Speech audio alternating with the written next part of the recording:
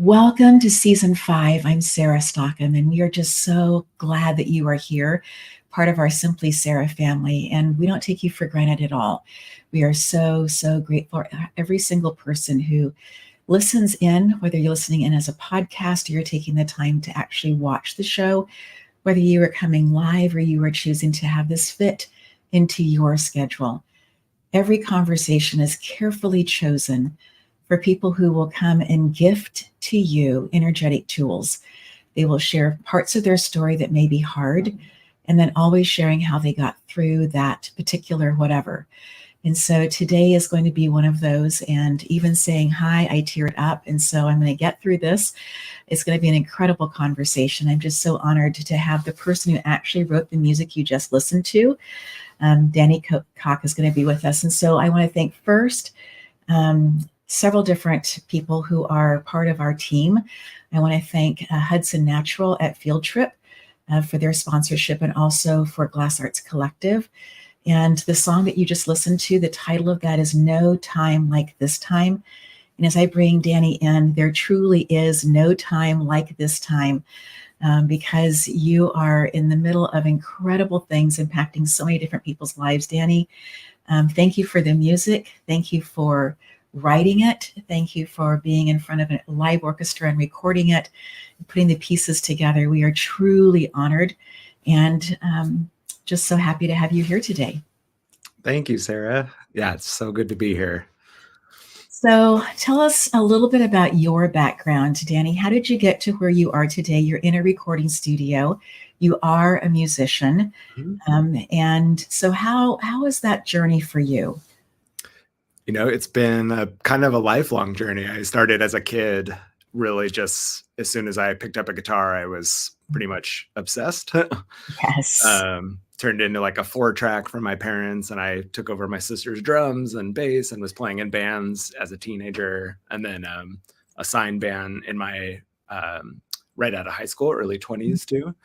But then I was diagnosed with testicular cancer right as we had a record deal, and we were recording an album in LA, and it was a really exciting time. And then it was kind of like, whew, got all kind of whisked away, which in retrospect I'm extremely thankful for. But it was a beautiful and hard time. I was 22 years old. Yeah. And then, a year of treatment and surgeries and all the really heavy chemo and everything. I came out of that and, continued on with my journey, and played in bands. I recorded bands. I was producing all the local bands that I could, and mixing and playing all types of different, with different styles of music live in Sacramento, where I was growing up. And then moved to LA in 2010. And then shortly after that, it was like a crazy year of living in a shed and just trying to make all the stuff work right to the last second. And like grandparents were sending me like cans of soup and stuff. It was one of those stories where it was definitely like, but right then is an album I had released in the production world kind of exploded. And I was all of a sudden in like the Thor trailer and Spider-Man and Mission Impossible, and I was in like tons of movie trailers that year, like in the theatricals and the TVs and all the different stuff. So just my whole life changed after that. And that began like my journey composing professionally for what was trailers for years, and then has now turned into video games. And I was on some TV shows the last few years, short films, and some films that are like, oh, they're about to get made, and there's some slow brew things happening in the film side, but I'm still producing artists too right now, producing some medicine music and some really beautiful music with my wife and her label that she started. And so we're keeping busy over here, but yeah. Absolutely. You are keeping busy. Yeah. Where can people find you on Spotify, Danny? So it's just my name, Danny Cocke, Cocke, on Spotify, Apple Music, YouTube. I kind of have a little bit of a mishmash of stuff. I have like a meditative kind of healing tones album called good. Dream Speaking. Yeah, and that's on there. So good. But then you might get bombarded with some epic trailer music from 2012 after that. So I kind of have, a lot of the video game scores and short film scores, and then some instrumental albums that I made myself, kind of of the composing or like cinematic style, Yes. I guess. But I'm starting going forward a new project called Path of the Mountain.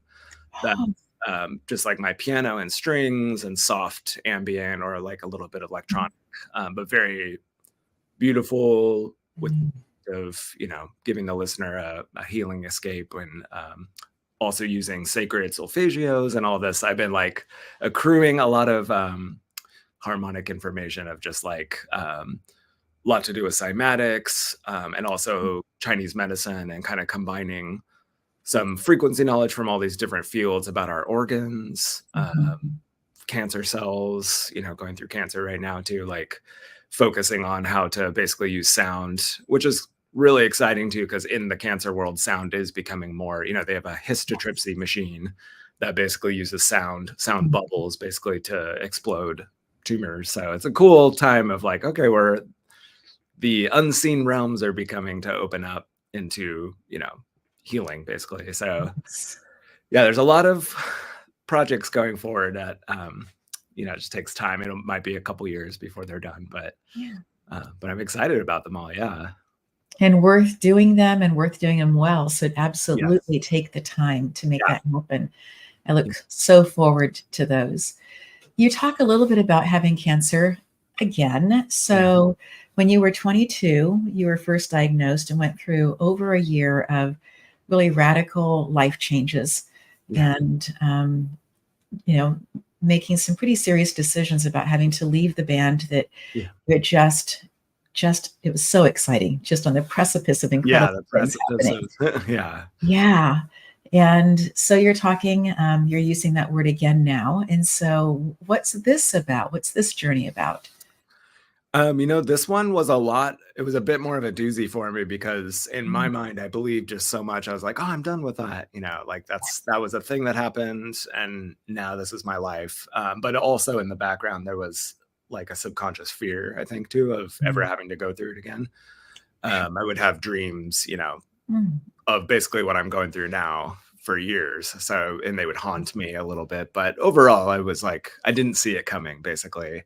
A very health conscious, focusing on all like continually developing, being healthier, basically. Yeah, through learning and supplements and different exercises. And so when this one came, which was actually 2 years ago tomorrow, Mm, September 19th, and yes. this time instead of testicular cancer, it was colon cancer. Mhm. So I was like, okay.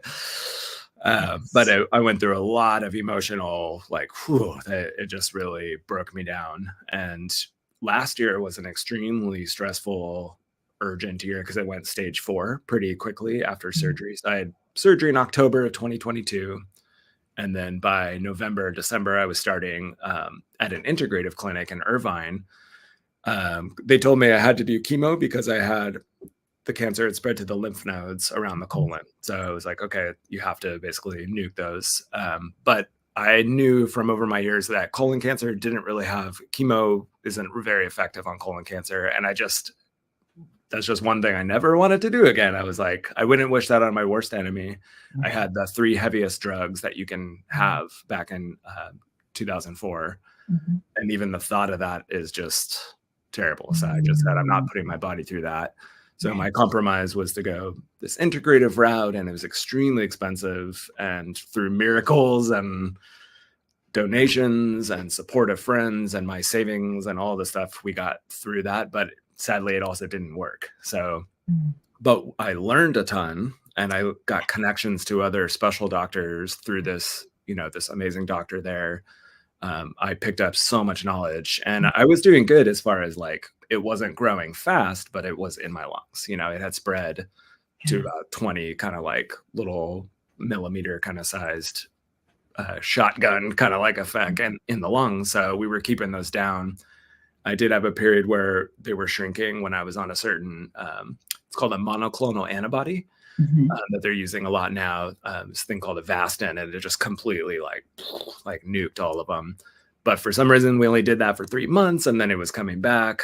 And so last year was a lot of driving to Irvine, which is about 4-hour round trip drive from Altadena. Easily. Yeah, Yes. tons of money. Just I met a bunch of amazing people and I learned a lot, but I was completely burnt out from it. So thankfully this year was a lot more relaxed. I stuck with just mainstream Mhm. oncology, and the rest I was doing on my own because I had picked up enough to kind of maintain. I had a little local integrative place. I would get some extra IVs. But this year, yeah, everything has finally healed. So I had a recurrence in my colon right after the surgery. That was all cleared up. And then all the lung spots have been this year gone, except for one little guy that it's like it's hanging on there. So yeah, it was a huge, and then also just the letting go of all the stress and just Mhm. really I'm at home every day. I was going 15 minutes away to get an IV once every other week. So it was a huge difference from what I was Yes. doing last year. So I was Yes. able to get in the studio again, able Mm. to enjoy life. I have the mountain right by my house. I'm hiking all the time. Yes. I'm in the sun. I'm barefoot so much of the day. I take tons of breaks. I'm gardening. I'm doing Yes. all this stuff that's just life. It's just living life, loving life, cooking food, relaxing, like spending time with Marcy and our cats, Yes. and Yes. just living and just really enjoying life, and also going through plant medicine ceremonies that have really opened up a whole world for me. Wow. But all this development and cultivating peace, Mhm. healing, um, transformation, and also kind of working with what I don't really know what it is. And there's one part woo woo that I Mhm. love, and one part science that I think is just starting to open up to these things through Yes. quantum, through, Yes. and even like the Bankston method and certain things that are kind of like seeing, oh, we can measure results with energy healing Mhm. or visualization. We can actually have repeatable, measurable results. So there's like, Yes. let's combine the woo and the science together. So I've Yes. been doing that personally because I resonate with both sides of it, Right. and finding just, yeah, just I continue to look healthier. People continue to feel like my energy is getting bigger and stronger, and I keep Yes. noticing improvements. So Yes. I'm thankful for this whole journey overall, even though, I would love to be done with it officially. And like, I'm not quite there, but I'm so close and I know I'll get there. Yes. Um, but I'm still thankful for it. I'm so, just like the Mhm. first time too, like it really has opened me up to um, the soul, Wow. like what Mm. is this life even, what am I Yes. doing here? This Yes. unseen realm that I've, Mhm. had a toe in here and there with, like, I don't even know what to call them, angels, something, unseen beings. Like I've been experiencing strange, paranormal, but beautiful things that continue, and dreams of Mm. passed on people. And the Yes. hard part though is a lot of people that I've known my age have died in the last couple Mm. years. So somehow, Wow. like, people at the same time diagnosed as Mm. it's Yes. been at the same time, like, going through all this positive transformation, been very hard to watch Mm. friends with kids Yes. in their 40s and younger even not make it too. So it's a little confusing at the same time because it's like, Mm. I don't know what the plan is here. I don't know what's going on, and it's not my job to know, but Yes. we just have to just keep moving, and Wow. it's motivated me to really, like, going forward after this, to make a concerted effort to share everything that I've learned and just to Yes. help inspire, and Yes. yeah, just to go out there and do the work that needs to be done because it's needed now more than ever. So true, Danny. We're going to take a quick commercial break, but when we come back, I'd love to have you talk a little bit more about this journey of discovering what the soul is. Okay. Beautiful.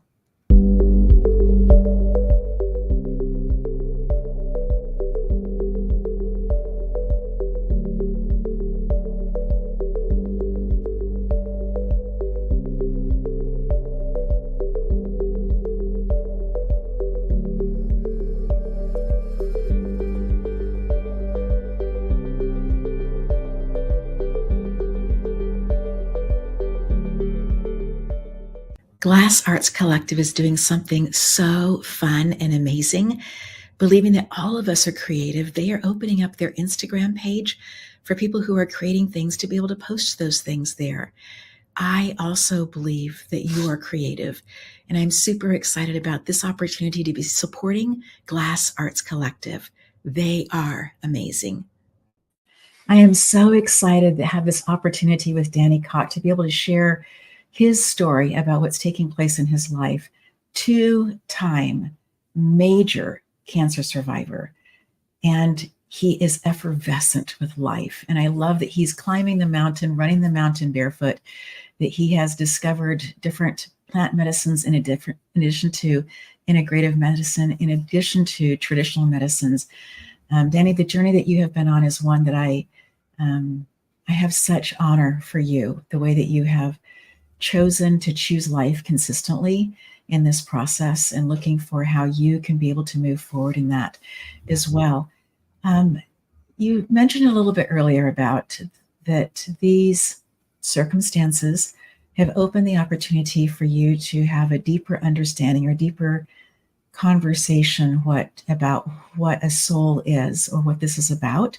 Yeah. And I would love for you to share a little bit about that. And then also, if you want to, if that dovetails into your most recent trip with Marcito, I believe you guys were in Colombia, perhaps. Yeah, to Colombia. Yeah. Would love for you to kind of share those. Yeah, I can definitely dovetail those together because they dovetail beautifully. But yeah, it's one of those things, and I'll speak when I'm speaking personally with people maybe a little differently depending on who I'm talking to about that, just because you can kind of sense people's openness to certain things. But just speaking completely of my own heart and soul with this. I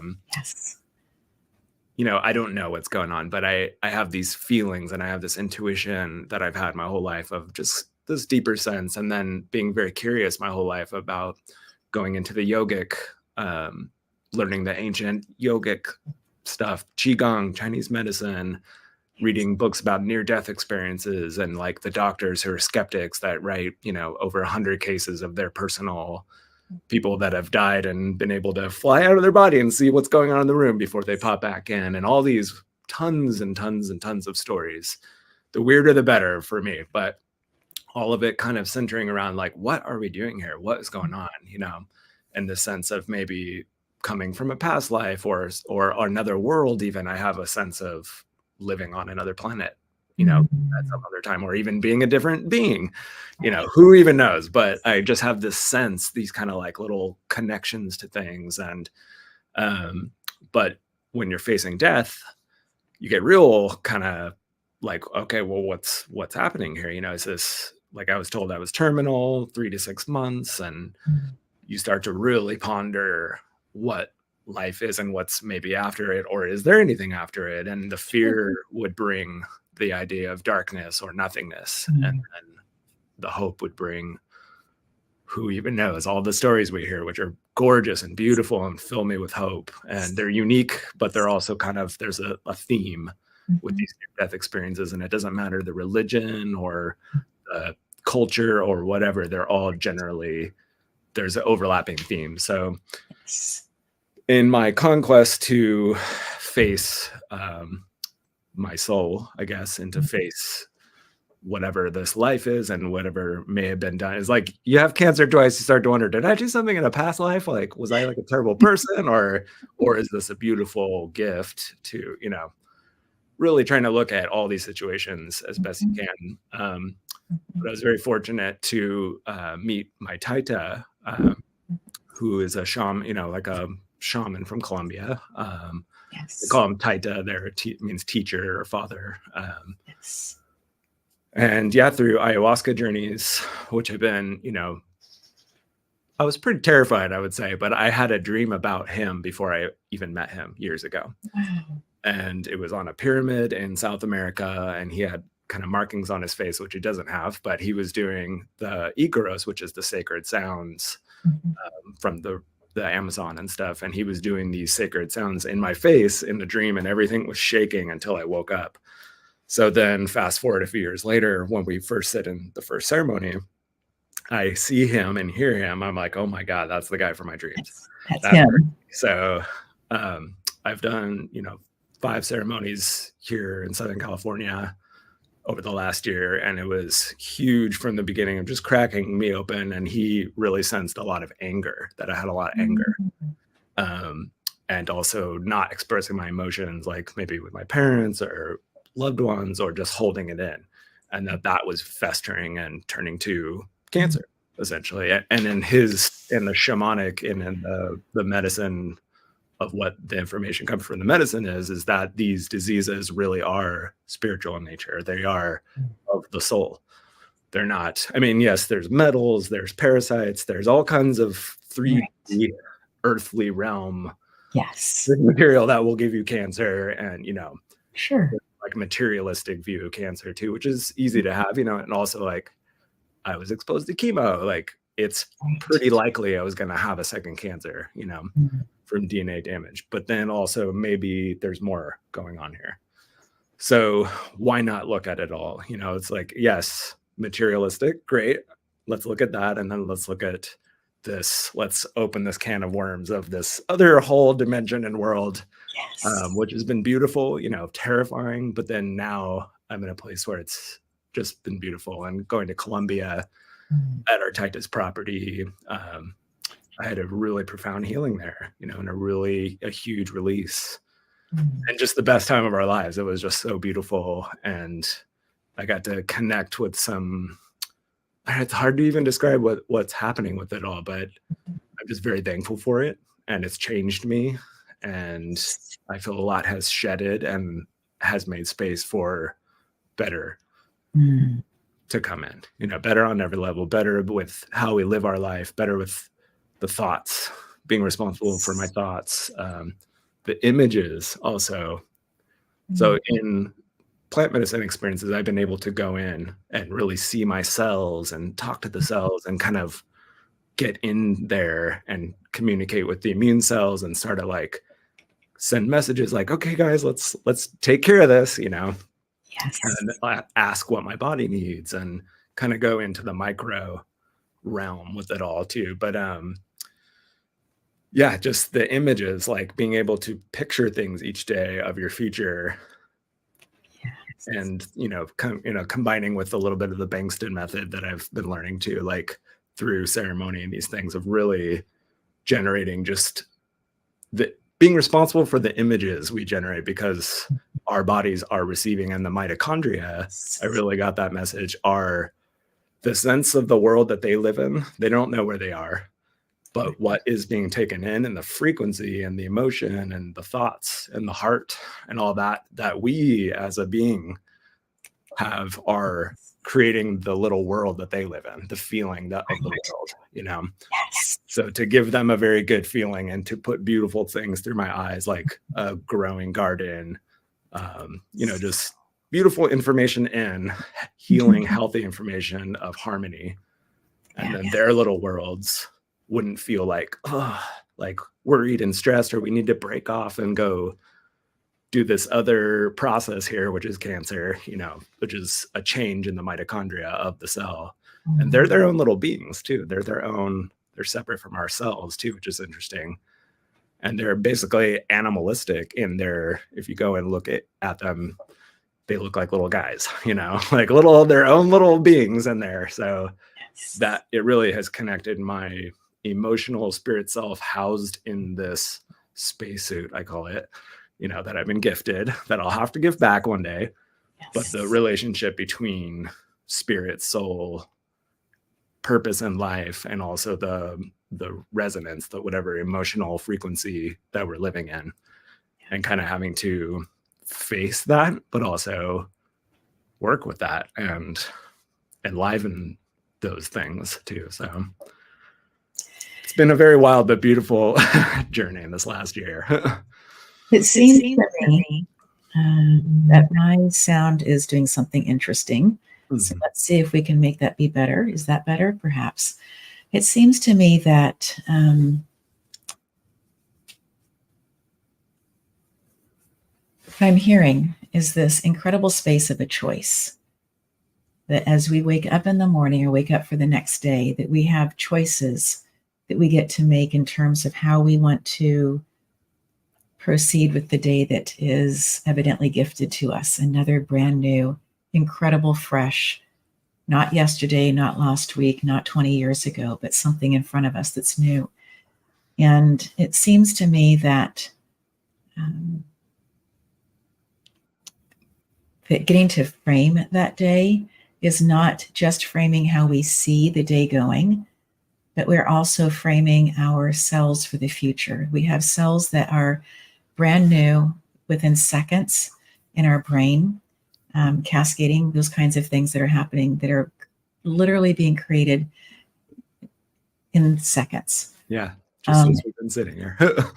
Brand new, exactly. And then we have like our cells and our like liver that take 300 to 500 days to change out. But then you have a full body in new body in 7 years. Yeah. For most of us. And so in that space then of us truly recreating, being new, you are absolutely on something that I think is so deeply profound about the mitochondria, about speaking to them, about sharing with them that we want them to be replicating well. We want them to be doing things well. We want to create an environment for them that is less acidic. Yeah. We want to be creating, and maybe we don't love broccoli, but what we want is the end result of what broccoli does. Yes. Because the mitochondria love those kinds of things, right? Yeah. Because it moves us into that more, just into a healthier body. Yeah.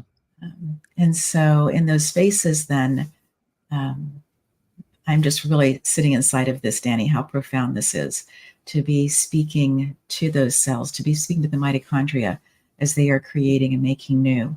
Yeah. And I love what you talked about, the music for them, right? What are they dancing inside of? Yeah. What are they experiencing as these little tiny animalistic looking says Dr. Zach Bush, who's one of the few in America triple board certified physicians, talks about if you could look at your cell, you would see that the vast majority of a cell is light. And so therefore we are light beings. Yes. And are we turning the lights on or are we dimming the lights? Right. And that we can do those things through our sleep habits, through our grounding in the earth, what we're choosing to put into our mind, what we're focusing on, truly the foods that we're eating, the kind of waters that we are drinking, all of those different things. And I love that you have said lights are going to be on and they're going to shine brightly. And that just makes my heart so, so, so happy. In this space, plant medicine has never called my name. I should take that back a little bit and say that with Allie and Marcy, I've had cacao, and then have also been in ceremony with the Mayans with cacao. And so you could say that I have done some plant, but that's all that's called my name. So for people who are not familiar with some of the things that you have done, I would love for you to share a little bit about how you decided that that was the time to make the step and to make that journey. Well, so this is interesting because so my wife had already started and had been doing it for maybe a few years, and I had witnessed a lot of growth with her, but at the same time I had fear and resistance to it. I was just like, I don't know, for whatever reason I didn't want to do it. And I made jokes, sometimes dark jokes, to friends. I was like, I'd do it if I had a terminal disease or something. Like, be careful what you joke about. So, because then fast forward, I think 2 years later, I was in that ceremony with a terminal disease, and there, because I knew it was time. Also, our friends had taken, the situation. They had basically talked to Taita, and he tuned in before he even met me. He kind of, in however he's doing what he's doing, was able to receive the information of anger, needing to humble myself. And I was angry at God or at life at that time, because it was like, why am I going through this again? And it was, the steps of grieving.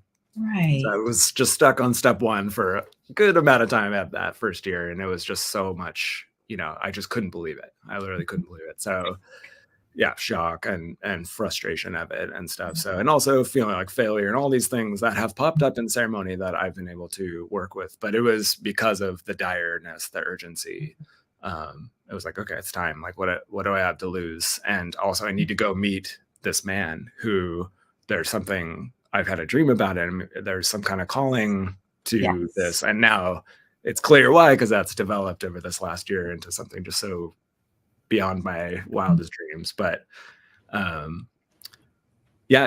would say it's natural to have fear to those things, And it's definitely not something that's like, oh, we're doing this to have fun and like have a journey or anything. It's like, no, we're there to heal. Like Yeah. it's very serious. You know, it's not, there's joy and playfulness in it, but the intentions of being there are not anything short of Mm. what I think, you know, why I'm there is like, this is life or death, you know? Right. And there are stories too, really cool stories. There was actually a doctor who wrote a huge dissertation of, he had stage 4 cancer, Mm. terminal, told there's nothing left you can do. So he went down to the jungle, I think in the Shipibo tribe in Peru, sat with them and drank medicine and came back right after and scanned no cancer. And then a couple of my integrative doctors have had people also, you know, share that anecdotally happened to a couple of their patients. And, you know, it's not like everyone's out there doing it. They're not studying this stuff. And I'm glad they're not too, but I could see why it's such a highly intelligent Mm. plant. And the spirit of it, it's basically Mother Earth, I would say. It's like the blood of the earth, this ancient thing that's being used, you know, and really not opened up for people to use more until recently, because it was kept more to like the chiefs of the tribes or Right. like, you know, so only in the last whatever couple decades or few decades has it really Yes. opened up. So it's very, yeah, it's for me a real honor to be able to sit with reverence with it and also be humbled by it. And it's humbling at times, and it's also beautiful at times. And I've had communications, and I've had just amazing experiences with it. And it's something I'll be doing for the rest of my life as just taking this path to this unseen, this other world, you know, which I feel like I was made for that kind of thing. So, but really it's not about that as much as it is about bringing back to this, you know, the normal day-to-day life and like, what are you doing for others? How are we touching hearts? How are we living? Are we being good, you know, husbands, sons, daughters, spouses, what all the things? Are we being all the best of all these things that we can be? And that's the real point, is to take whatever we let go in these ceremonies, or whatever information we receive, to go then do better and be better. And every time I get that a little bit more, you know, we kind of whittle away, and not everything's linear and not everything's black and white or perfect. And like, oh, now it's all better. It's like a constant practice, just like anything, and a constant dedication too, to just that path, you know. But for me, it's been driven by like if I don't do this, like, you know what I mean? Like this, I have, like you were saying, there's choices, and all the little choices I do every day with like grounding, getting sun, doing qigong, doing my Wim Hof breath, doing my cold plunges, taking my chaga tea and my, you know, turkey tail, and putting moringa under my mouth 3 times, you know, all these things I'm doing, these little choices, but they're all like, you know, they're little plotted strategic things to basically give yourself the best possible. Because why not? You know, it's like, let's do something. Got to keep moving. Got to try. You know, who knows what's going to happen? None of us are guaranteed anything. But we try. We try our best. You know. Yes. Putting forth the absolute best effort. Yeah. Danny, would you say, when you have sat with the plant medicine, that each time it has been along the same theme for you? I'm hearing you talk about impact. I'm hearing you talk about showing up as the best version of yourself. Yeah. And that I've heard that theme from other people as well. So would you say that each time that there is more of I'm using the word vision kind of metaphorically here, more of a vision for what you are, what your next steps are? I would love to hear just a little bit more about, you know, is it like all one symphony, or is it different songs being played? Definitely different songs. Yeah. And every time is different for everybody anyways. But for me, just in the arc of my journey, you know, the very first time basically getting like kind of called in front of the class by our Taita, and he let me have it for my very first ceremony for what felt like the entire night in front of everyone, and until I went back to my mat and cried all night, you know. So that was night one. Now I'm playing drums, and I'm not, you know, getting complete, like I'm not being told I've got the anger stuff. Like I've been able to work through these things. And now like the last few ones, it was about embracing my faith and believing and really having like, I'm believing most of the way, but there's this little bit of doubt, and like really embracing faith, really embracing, yeah. So the messages kind of are from Taita and also from just my own plant experience Sure. with the ayahuasca, that like it's evolving always, but it's been to look back in a year, like last August was my first one. Wow. So just a little over a year ago, you know, 5 LA ceremonies and 1 Colombia, to Yeah. see the growth and evolution that's happened That's is kind of remarkable. hilarious a little bit too, but I'm so thankful for it and kind of, you know, I was like Mhm. proud, but like just grateful. Yeah, really grateful for the work. It was very clear that work has been done, you know, in me and to others that can see from the Yes. outside. So And you talk about playing the drum. So during ceremony, then, how long does it last? Is it kind of for each individual person a different length of time? Is it, 3 days and three different medicines? What's kind of it's the music part of it too? yeah, it's basically 3 nights. In Colombia, it's 4 nights, but just basically, you know, 10 p.m. until 5 a.m. kind of thing. It's all throughout the night. And Okay. there's all kinds of arcs and all kinds of there's quiet moments and big moments and moments where people are purging. And but my favorite parts is when later in the night the music comes in. Our friend Brad Breita, who we're just finishing his album now too. He's playing music, and there's the Makosis, the Sangoma. They have the Sangoma songs from South Africa.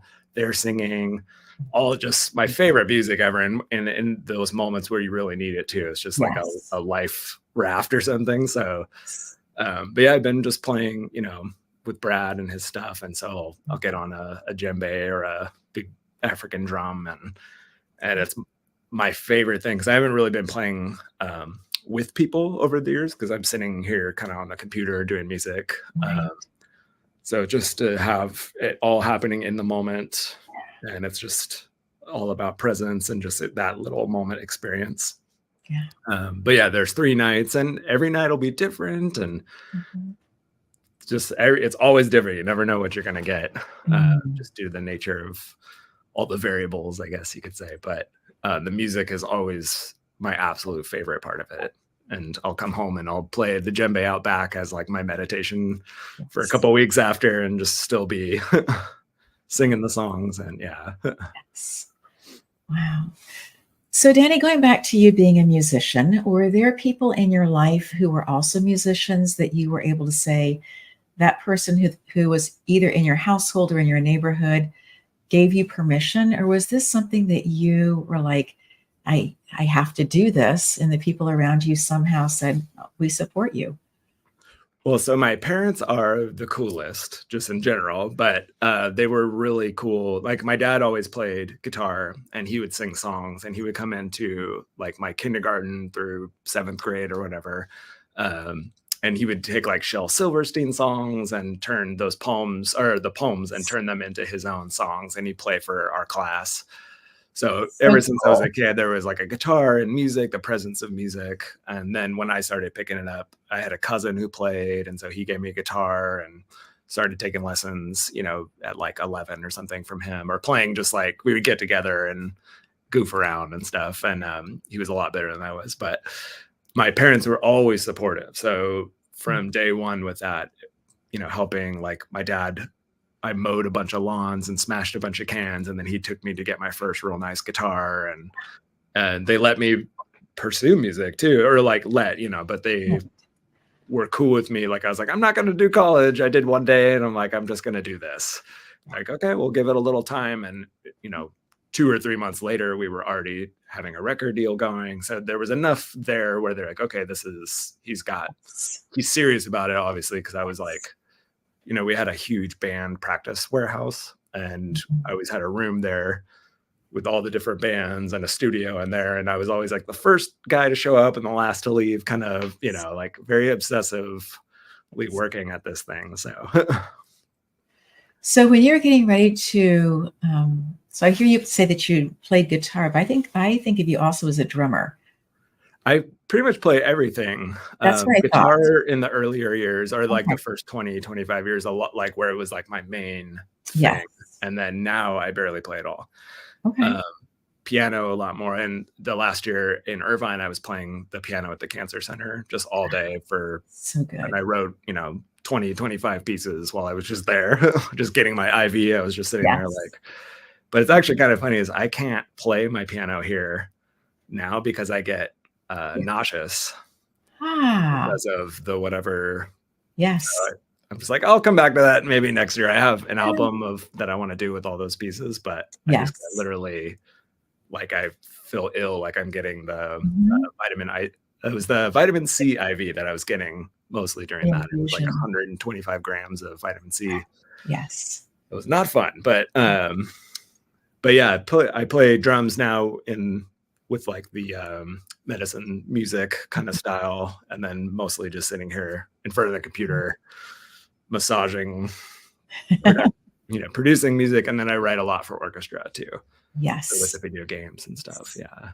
And so when you go to record with orchestras, are you having all of them there at the same time? Are you doing sections at a time and then weaving it together? What's your preferred method?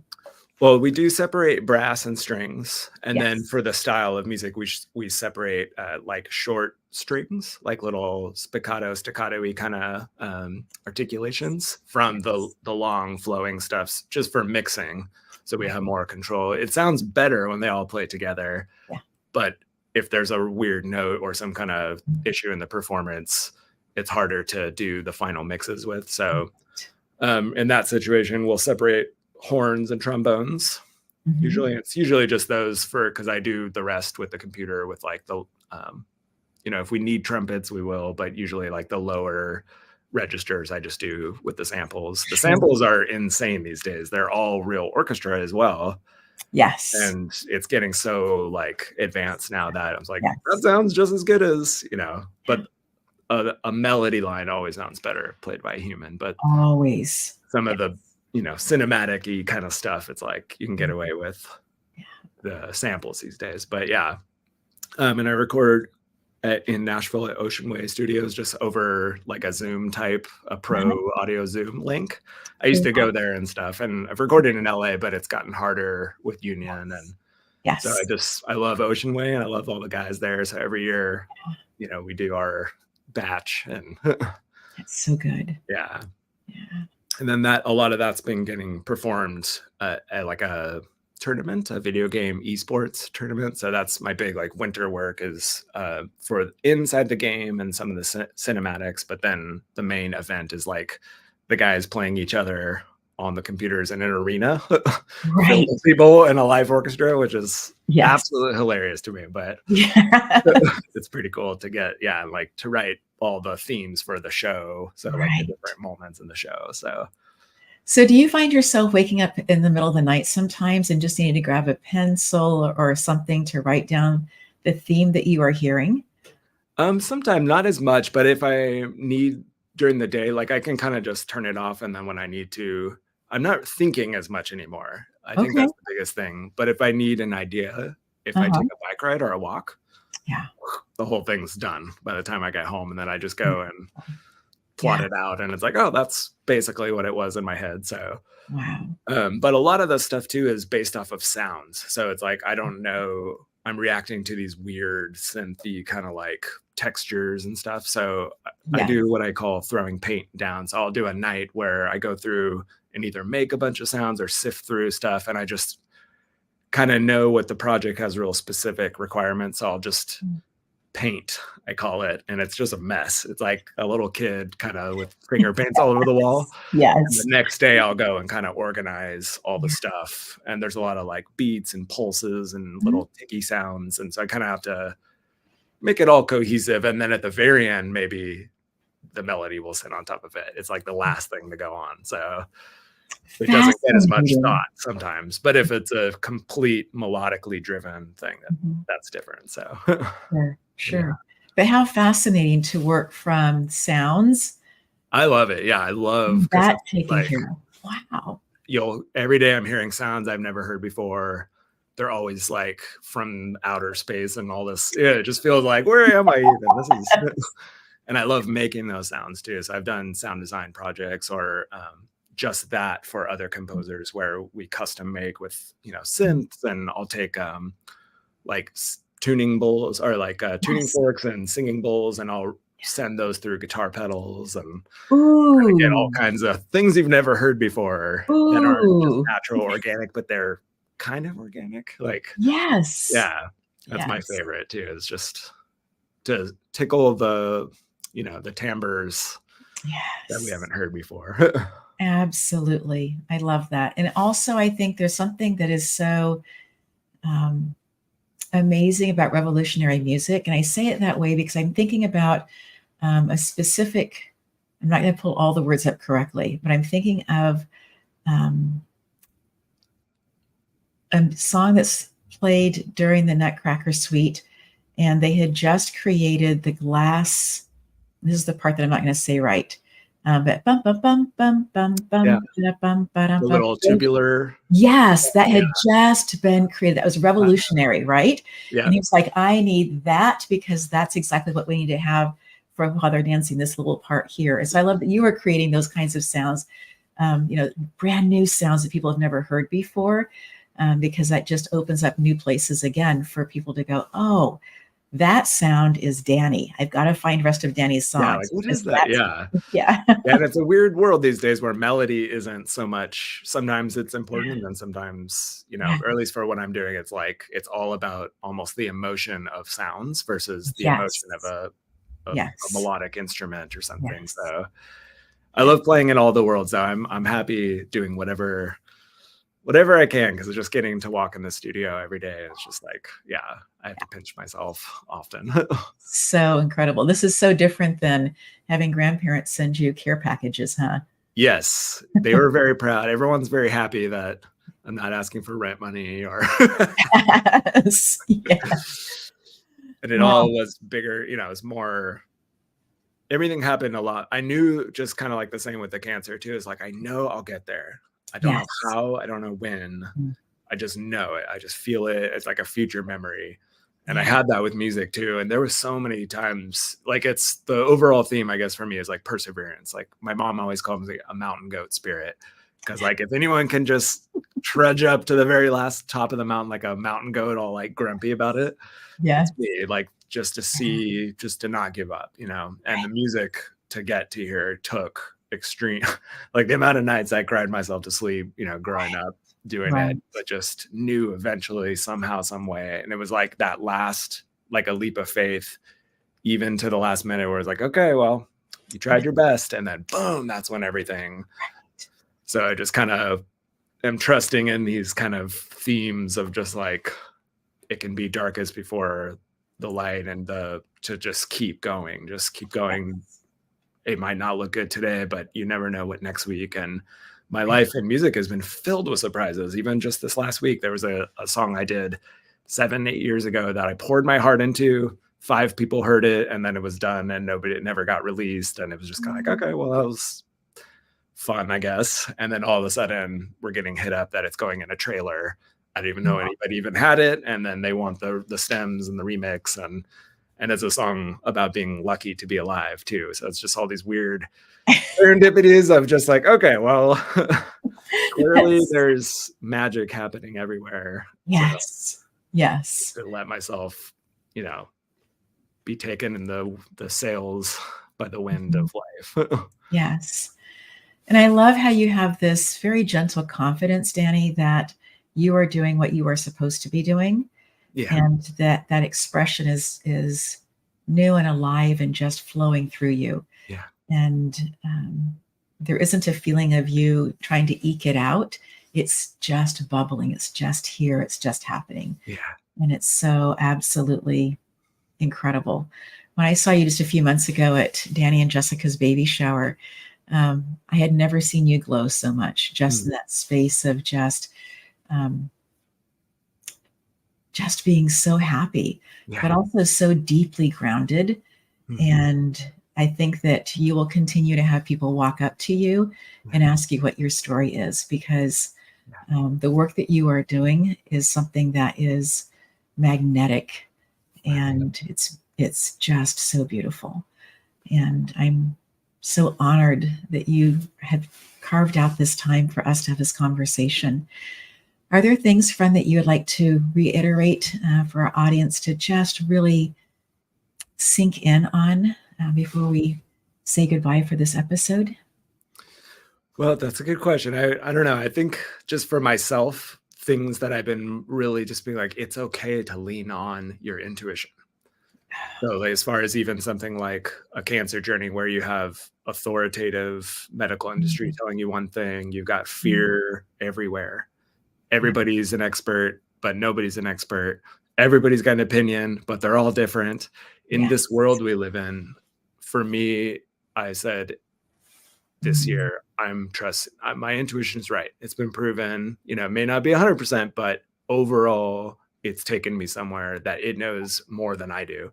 So to trust it and to listen and to believe, it's okay to believe, and to just put the rest out of our, we create the picture, basically. Yes.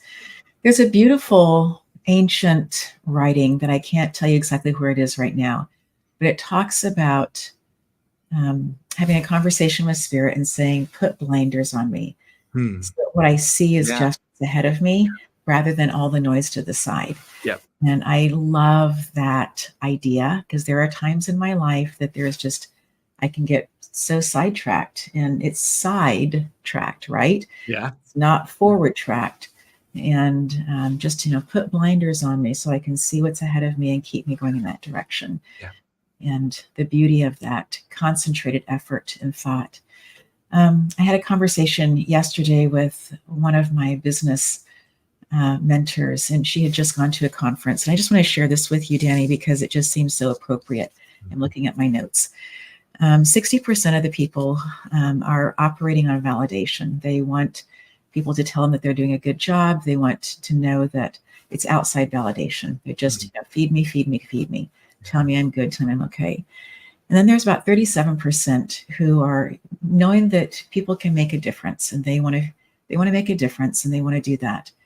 And then there's the 3% that you and Marcy are in. And that's this beautiful 3% that is, I don't care what other people say. It's nice if they have compliments, but that's not what's driving me forward. What's driving me forward is the desire for impact.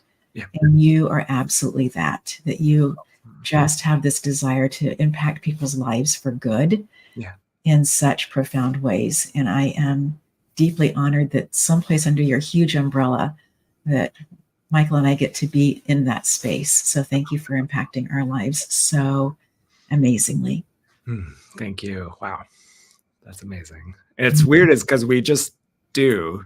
So we don't think about it sometimes, And then to stop and to take a look and be like, whoa, there's a ripple happening here. Or we never think of even a little conversation with somebody could stick with somebody, like they have, for me with people, and they don't know that one little thing. So we just never know the impact we're having, but just to hope and to have the intention that there will be an impact. And for me, I've been blocked a little bit with sharing to the world in the big way that I want to with my cancer experience, but I feel like just around the corner too, in a big way. So, but in the same way, just all the people through life that we meet are exactly kind of who we're supposed to meet when we're supposed to meet them to say what we're supposed to say. And that's how I operate anyway. I believe in those little fate moments are, whatever they are, synchronicities that, but thank you.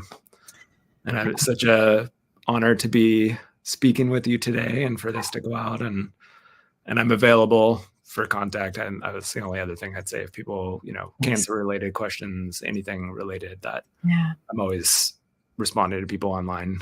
I don't get a ton of people reaching out to me, but people that do, especially in the cancer world, I'm always really big about just sharing anything and everything I can. So I love that heart about you. So as we're finishing up, we're going to listen to the outro, and this is also your music. So if people are interested in getting a hold of you about music, they can do that as well. Yes. Thank you, Danny. Thank you.